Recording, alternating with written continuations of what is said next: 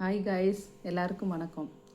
இன்றைக்கி நம்ம எதை பற்றி பார்க்க போகிறோம் அப்படின்னா 2003 நடந்த முருகேசன் கண்ணகி ஆவண கொலை பற்றி தான் பார்க்க போகிறோம். ஏற்கனவே நிறைய பேர் இந்த கேஸ் வந்து நிறையா சேனல்கள்லையோ இல்லை நிறையா விதமாக கேள்விப்பட்டிருப்பீங்க, பார்த்துருப்பீங்க. எனக்கு தெரிஞ்சு நான் கலெக்ட் பண்ண விஷயங்களை பற்றி இன்றைக்கி நான் உங்ககிட்ட ஷேர் பண்ண போகிறேன். ஓகேங்களா? இப்போ நான் சொல்கிற கதை சொல்கிற விதமோ இல்லை நான் இந்த சம்பவத்தை பற்றி நான் சொல்கிறது உங்களுக்கு பிடிச்சிருந்தது அப்படின்னா என்னோடய சேனலை லைக் பண்ணுங்கள், சப்ஸ்கிரைப் பண்ணுங்கள். அடுத்தடுத்து நான் வீடியோ போடணுமா வேணாமான்றதை நீங்கள் கமெண்ட் பாக்ஸில் கமெண்ட் பண்ணுங்கள். ஓகேங்களா? இன்றைக்கி நம்ம வீடியோக்குள்ளே போகலாங்களா? ஓகே. அதாவது கடலூர் மாவட்டத்தில் இருக்கிற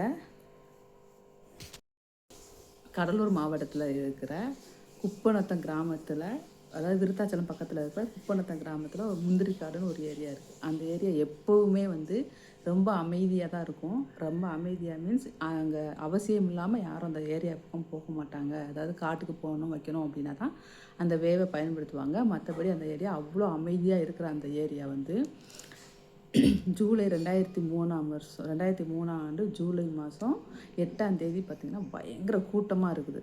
மக்கள் பயங்கரமாக அந்த இடத்துல கூட்டமாக இருக்கிறாங்க. என்னடா அந்த இடத்துல கூட்டமாக இருக்குது அப்படின்னு சொல்லி போய் பார்த்தோம் அப்படின்னா, அந்த இடத்துல கீழே 2 ஆண்களை கை கால்களை கட்டி போட்டிருக்காங்க. அதில் ஒருத்தருக்கு பயங்கரமாக அவரை கொடூரமாக தாக்கியிருக்காங்க, கொலவெறி தாக்குதல் நடத்தியிருக்காங்க. அதுக்கு பக்கத்துலேயே கொஞ்சம் தூரம் தள்ளி ஒரு மரத்தில் ஒரு லேடியை கட்டி போட்டிருக்காங்க. அவங்க தான் கண்ணகி.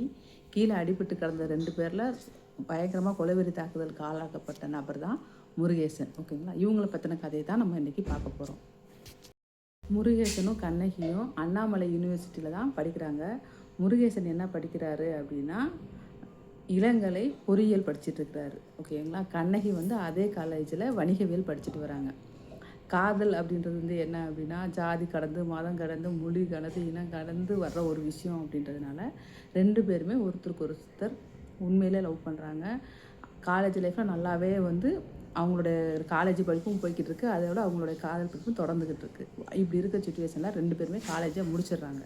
முடித்த உடனே என்ன பண்ணுறாங்கன்னா, நம்ம இப்படியே இருந்தோம் அப்படின்னா நம்ம வீட்டில் நம்ம சொன்னால் நம்ம கண்டிப்பாக கல்யாணத்துக்கு ஒத்துக்க மாட்டாங்க. ஏன் ஒத்துக்க மாட்டாங்க அப்படின்னு சொல்லி சொன்னால், முருகேசன் வந்து பிற்படுத்தப்பட்ட பட்டியலை சேர்ந்தவர், கண்ணகி வந்து மிகவும் பிற்படுத்தப்பட்டவர் இனத்தை சேர்ந்தவங்க. அதனால் நம்ம ஜாதி அப்போல்லாம் ஜாதி வந்து ரொம்பவே பார்க்கப்படுறதுனால நம்ம ஜாதி வேறு அப்படின்றதுனால நம்ம கல்யாணத்துக்கு சம்மதிக்க மாட்டாங்க, நம்மளை சேர்ந்து வாழ விட மாட்டாங்க அப்படின்னு முடிவு பண்ண 2 பேரும் மே மாதம் 2023 5ஆம் தேதி கடலூர் சார் பதிவாளர் அலுவலகத்தில் இவங்க 2 பேரும் ரிஜிஸ்டர் மேரேஜ் பண்ணிக்கிறாங்க. இவங்க ரிஜிஸ்டர் மேரேஜ் பண்ண விஷயம் எப்படியோ இவங்க வீட்டுக்கு தெரிஞ்சிருது. வீட்டுக்கு தெரிஞ்ச உடனே என்ன பண்ணுறாங்கன்னா, ஜூன் 6ஆம் தேதி முருகேசன் என்ன பண்ணுறாருன்னா கண்ணகியை கூட்டுட்டு விருதாச்சலம் பக்கத்தில் வண்ணக்குடி காட்டில் இருக்கிற அவங்க அக்கா வீட்டுக்கு கண்ணகியை அழைச்சிட்டு போய் வச்சிடுறாரு. ஓகேவா? அழைச்சிட்டு போய் அங்கே வச்சது இவங்க வீட்டுக்கு, அதாவது கண்ணகியோட வீட்டுக்கு தெரிஞ்ச உடனே கண்ணகியோட அண்ணன் மருது பாண்டியன் அப்படின்றவர் என்ன பண்ணுறாருன்னா, அவங்க முருகேசனோட அப்பா சாமி கண்ணு, அம்மா பேர் வந்து சின்ன பிள்ளை.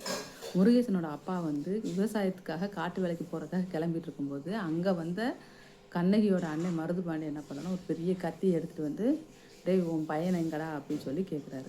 இவருக்கு ஒன்றுமே புரியலை. என்னடா நம்ம பையனை பற்றி இவங்க நம்மக்கிட்ட கேட்குறாங்களே அப்படின்னு, என்ன விஷயம் சார், என்ன ஆச்சு அப்படின்ற மாதிரி இவர் கேட்கும்போது, இந்த மாதிரி உன் பையன் வந்து என் தங்கச்சியை கூட்டிகிட்டு போயிட்டான், அதனால் அவன் எங்கே இருக்கான்னு சொல்லு அப்படின்னு சொல்லி அவங்க மிரட்டுறாங்க. உடனே அவர் என் பையன் எங்கே இருக்கான்னு எனக்கு தெரியலை அப்படின்ற மாதிரி சொல்லும்போது அந்த இடத்துக்கு அவங்க சித்தப்பா, அதாவது முருகேசனோட சித்தப்பா ஐயாச்சாமி அப்படின்றது வரார். அவர் வந்து ஏன் இந்த மாதிரி வீட்டில் வந்து பிரச்சனை பண்ணுறீங்க, அவங்க எங்கே போயிருக்காங்கன்னு எங்களுக்கு தெரியாது அப்படின்னு சொல்லும்போது கொஞ்ச நேரத்திலேயே முருகேசனோட தம்பி வேல்முருகன் அந்த பக்கமாக வராரு. உடனே என்ன பண்ணுறாரு, அந்த கண்ணகியோட அண்ணன் மருது பாண்டியன் முருகேசனோட தம்பி வேல்முருகனை பயங்கரமாக தாக்குறாரு. பயங்கரமாக கொலவெறி தாக்கி அவரை இழுத்துட்டு போயிடுறாரு.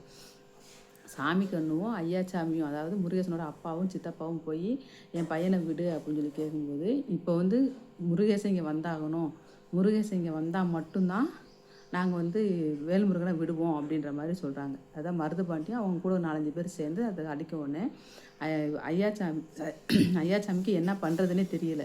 சரி, ஓகே, நம்ம முருகேசனை வர சொன்னால் ஒரு வேளை அவங்க தம்பியை விட்டாலும் விடுவாங்க, சரி அதிகபட்சம் என்ன 2 அடிப்பாங்க அப்படின்ற ஒரு தாட்டில் தான் என்ன பண்ணுறாருன்னா முருகேசனை வர சொல்லிடுறாரு ஐயாச்சாமி.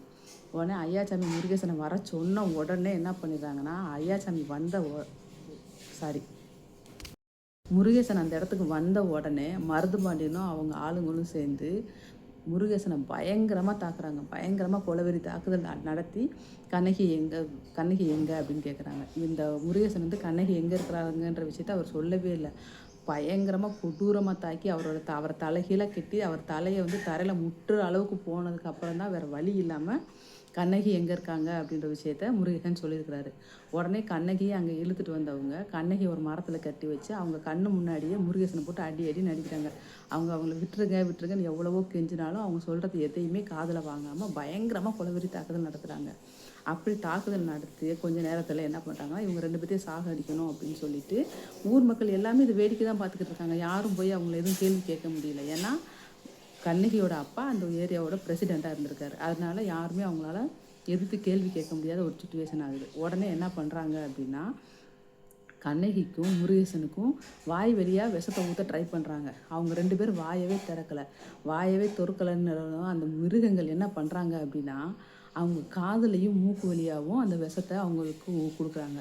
அந்த விஷத்தை கொடுத்த கொஞ்ச நேரத்திலேயே கண்ணகியும் முருகேசனும் துடிச்சு பரிதாபமாக அதே இடத்துல உயிரை விட்ட உடனே என்ன பண்ணுறாங்கன்னா, கண்ணகியோட கண்ணகியோட உடலையும் முருகேசனோட முருகேசனோட உடலையும் எடுத்துகிட்டு போய் அடக்கம் பண்ண சொல்லிடுறாங்க. இந்த முருகேசனை அவங்க அம்மா அப்பா முன்னாடியே தாக்கின விஷயத்த அவங்களால ஏற்றுக்கவும் முடியலை. எங்கே போய் சொல்கிறதுன்னு தெரியாமல் அப்போ அந்த இருக்கிற போலீஸ் ஸ்டேஷனுக்கு அவங்க போனதாகவும், போலீஸ் ஸ்டேஷனில் இவங்க கொடுத்த கம்ப்ளைண்ட் எதுவும் எடுத்துக்காமல் இவங்களை தாக்கினதாகவும் சொல்லப்படுது. அது எந்த அளவுக்கு உண்மை அப்படின்றது நமக்கு தெரியலை. ஓகேங்களா. அதுக்கப்புறம் என்ன பண்ணுறாங்க அப்படின்னா, 10 நாள் கழித்து தான் வந்து எஃப்ஐஆர் போடுறாங்க. இந்த மாதிரி ஒரு சம்பவம் நடந்திருக்குன்னு ஆர்டிகல்ஸில் இதெல்லாம் வர்றதை பார்த்துட்டு 10 நாள் கழித்து எஃப்ஐஆர் போடுறாங்க. அதுவும் என்னென்னு எஃப்ஐஆர் போடுறாங்கன்னா, இந்த மாதிரி வேறு சமுதாயத்தில் அவங்க கல்யாணம் பண்ணிக்கிட்டதுனால முருகேசனோட அம்மா அப்பா வந்து முருகேசனை கொலை பண்ணிட்டதாகவும், கண்ணகியோட சொந்தக்காரங்க கண்ணகியை கொலை பண்ணிட்டதாகவும் சொல்லி முருகேசனோட அப்பா அண்ணன் அப்புறம் அவங்க சொந்தக்காரங்க 2 பேர், அப்படி இந்த பக்கம் 4 பேரையும், அந்த பக்கம் கண்ணகியோட அப்பா கண்ணகியோட அண்ணன் அவங்க கூட 2 பேர், அப்படின்னு அவங்க 4 பேரையும் போலீஸ் வந்து ரிமாண்ட் பண்ணுறாங்க. ரிமாண்ட் பண்ணி ஜெயிலில் இருக்கும்போது தான் இந்த சம்பவம் நடந்து 1 வருஷம் கழித்து தான் வந்து வெளியிலே தெரியும் போது என்ன ஆகுதுன்னா, கிட்டத்தட்ட முருகேசனோட அம்மா அப்பா வந்து அவங்க சொந்தக்காரங்க எல்லாம் வந்து 33 நாள் ஜெயிலில் இருந்துட்டு வராங்க. அதே இது கண்ணகியோட பெற்றவங்க வந்து 32 நாள் ஜெயிலில் இருந்து வெளியில் வந்துடுறாங்க. வெளியில் வந்து நார்மலாக அவங்க ரொட்டீன் லைஃப்பை வாழ்ந்துட்டுருக்காங்க. ஆனால் முருகேசனோட அப்பா வந்து இதை தாங்கிக்க முடியாமல் எல்லாருக்கிட்டையும் சொல்கிறாரு. அப்போது இந்த சம்பவம் அப்படி கொஞ்சம் கொஞ்சமாக அப்போல்லாம் வந்து மீடியாலாம் அந்தளவுக்கு இல்லை அப்படின்றனால வெளியில் இந்த விஷயம் தெரியலை. அதுக்கப்புறம் இந்த விஷயம் வெளியில் வந்த உடனே என்ன ஆகுது அப்படின்னா, அதுக்கப்புறம் தான் இந்த கேஸோட சீரியஸ்னஸ் புரிஞ்சு இவங்க அம்பேத்கர் சட்ட உதவி மையத்தில் இருந்து ஒரு மூத்த வழக்கறிஞரும் ஒரு சமூக ஆர்வலரும் சேர்ந்து முருகேசனோட அப்பாவுக்கு, அதாவது சாமி கண்ணுக்கு ஹெல்ப் பண்ணுறாங்க. அவங்க வந்து இவர்கிட்ட நடந்த விஷயங்களை கேட்டு ஹைகோர்ட்டில் ஒரு மனு தாக்கல் பண்ணுறாங்க. இந்த மாதிரி போலீஸ் ஸ்டேஷனில் இந்த மாதிரிலாம் பண்ணிட்டாங்க, அவங்களுடைய சாவுக்கு நியாயம் வேணும் அப்படின்னு சொல்லி கேஸ் ஃபைல் பண்ணிவிட்டு இந்த கேஸை வந்து உடனே சிபிசிஐடிக்கு மாற்றணும் அப்படின்னு சொல்லி அவங்க மனு தாக்கல் பண்ணுறாங்க. ஓகேங்களா.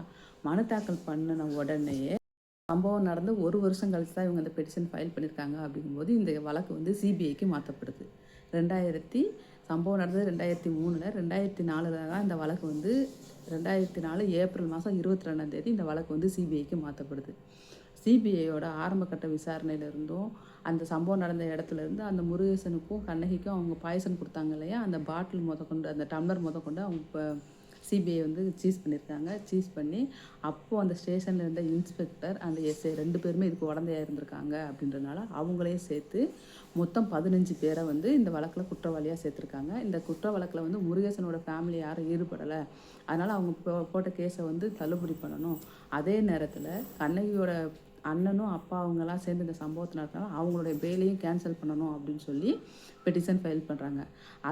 அதுபடி முருகேசனோட பேரண்ட்டு அவங்க ரிலேட்டிவ்ஸ் எல்லாம் இந்த வழக்குலேருந்து நீக்கிட்டு கண்ணகியோட பேரண்ட் எல்லாமே சேர்ந்து மொத்தம் ஒரு 15 பேர் மேலே இந்த கேஸை வந்து ஃபைல் பண்ணுறாங்க. யாருன்னா கண்ணகியோட அப்பா துரைசாமி, அன்னை மருதுபாண்டி, அப்புறம் ஐயாச்சாமின்னு ஒருத்தர், அப்புறம் குணசேகர், கந்தவேலு, ஜோதி, வெங்கடேசன், மணி, ராமதாஸ், சின்னத்துரை, செல்லமுத்து, தமிழ்மணி அப்படின்னு ஒரு 15 பேர் மேலே சிபிஐ வந்து வழக்கு போட்டு குற்றப்பத்திரிக்கை தாக்கல் பண்ணுறாங்க. இந்த குற்றப்பத்திரிக்கை தாக்கல் பண்ணப்போ ஃபஸ்ட்டு வந்து பல கட்டமாக இந்த கேஸ் வந்து விசாரணையில் ஃபஸ்ட்டு இந்த கோர்ட் வந்து விருதாச்சலம் கோர்ட்டில் விசாரிக்கப்படுது. அதுக்கப்புறம் இந்த கோர்ட் வந்து செங்கல்பட்டு நீதிமன்றத்தில் விசாரிக்கப்படுது.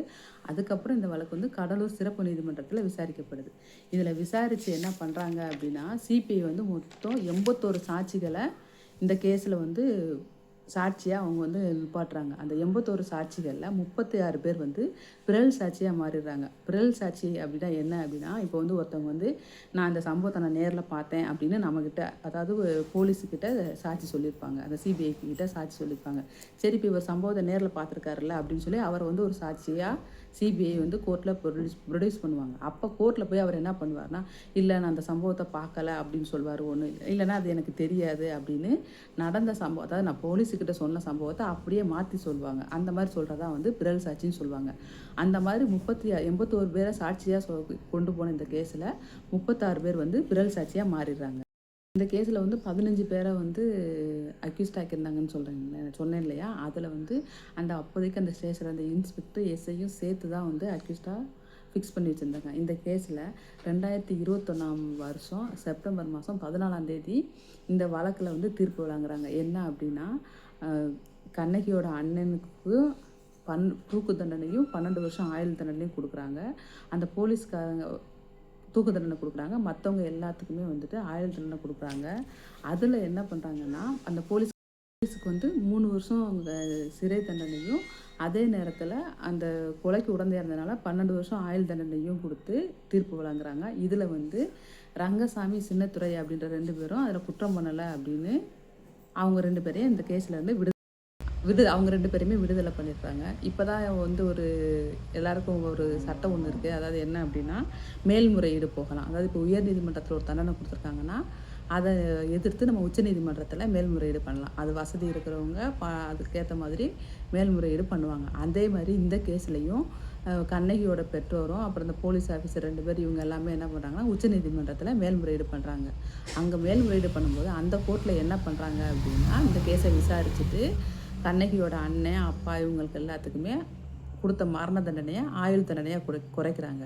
அந்த போலீஸ் ஆஃபீஸர் இருக்காங்க இல்லையா, அவங்களுக்கு வந்து இல்லை இவங்களுக்கு ஆயுள் தண்டனைலாம் தேவைப்படாது, அந்த 3 வருஷத்து தண்டனை மட்டும் போதும் அப்படின்னு அந்த தண்டனையை கம்மி பண்ணுறாங்க. அதே நேரத்தில் கண்ணகியோட அப்பாவுக்கும் அண்ணனுக்கும் என்ன பண்ணாங்கன்னா 5 லட்சம் ரூபாய் ஃபைன் போடுறாங்க. இது எந்த வருஷம் போடுறாங்கன்னா 2022 போடுறாங்க. 2022 வருஷம் இவங்க மேல்முறையீடு பண்ணதில் அந்த தண்டனையை குறைச்சி அந்த 5 லட்சம் அமௌண்ட்டை வந்து முருகேசனோட பேரண்ட்ஸ்க்கு கொடுக்கணும் அப்படின்னு சொல்லி தீர்ப்பு வழங்கிடுறாங்க. ஓகேங்க, இதுதான் இந்த கேஸில் இது வரைக்குமான அப்டேட். இதில் சில சந்தேகங்கள் இருக்குது. என்ன அப்படின்னா, சில ஆர்டிகல்ஸ்லையும் சரி, முருகேசன் அவரோட அப்பா அம்மா கிட்ட விசாரிச்சதுலையும் சரி, அவர் என்ன சொல்கிறாரு அப்படின்னா, என் பையனை காணும்னு சொல்லி, என் பையனை வந்து காணும்னு அவங்க தம்பி மருதுபாண்டி வந்து எங்ககிட்ட தேடி வந்தார். நாங்கள் வந்து இல்லை எங்களுக்கு தெரியாதுன்னு நாங்கள் சொன்னப்போ அவர் இல்லை கண்டுபிடிச்சி கொடுங்க, என் தங்கச்சியை கூட்டிகிட்டு போயிட்டான்ற மாதிரி சொன்னார். நாங்கள் எங்கெங்கேயோ தேடி எங்கள் பையனை நாங்கள் கண்டுபிடிச்சி காலையில் 3 மணிக்கு நாங்கள் என் பையன் இருந்த இடத்துக்கு நாங்கள் போகும்போது என்ன சொல்லிட்டாங்கன்னா, மொதல் நாள் சாயந்தரமே என் பையனை கொன்று எரிச்சிட்டதாகவும், அதே நேரத்தில் திரும்ப அவங்க 2 கட்டி போட்டு வற்புறுத்தி 2 பேரும் சமாதானமாக போகிறதா எழுதி வாங்கினதாகவும் சொல்கிறாங்க. இது எந்த அளவுக்கு உண்மை அப்படின்றது தெரியலை. எது எப்படியோங்க, ஆனால் அநியாயமாக 2 உயிர் போயிடுச்சு அப்படின்றதான் நிதர்சனமான உண்மை. ஓகேங்களா?